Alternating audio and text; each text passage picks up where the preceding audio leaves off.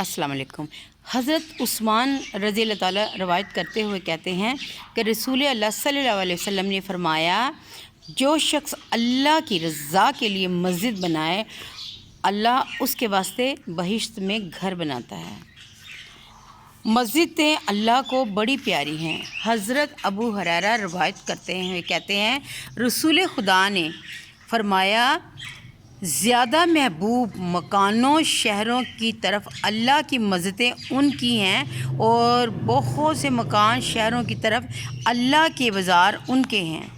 مطلب یہ کہ مسجدیں دنیا کی تمام جگہوں سے زیادہ خدا کو محبوب اور پیاری ہیں، کیونکہ ان میں اللہ کی عبادت ہوتی ہے۔ بازار تمام جگہوں سے خدا کے نزدیک زیادہ پیارے ہیں، کیونکہ وہاں حرص، جھوٹ، مکر اور لین دین میں فریب وغیرہ کا دورہ ہوتا ہے۔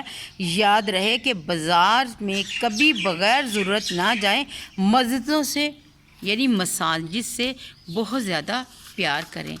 ایک بادشاہ تھا، اس نے اپنے شاہی خزانے میں سے مسجد بنائی، تو اللہ تعالیٰ نے کہا کہ تمہاری مسجد قبول نہیں ہے۔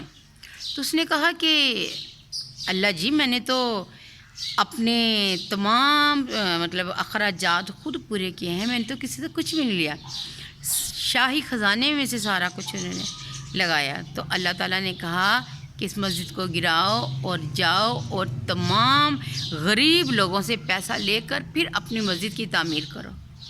سبحان اللہ۔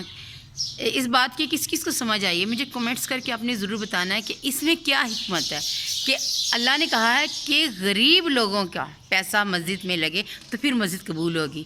چلیں، آپ لوگوں نے مجھے بتانا ہے۔ اللہ حافظ۔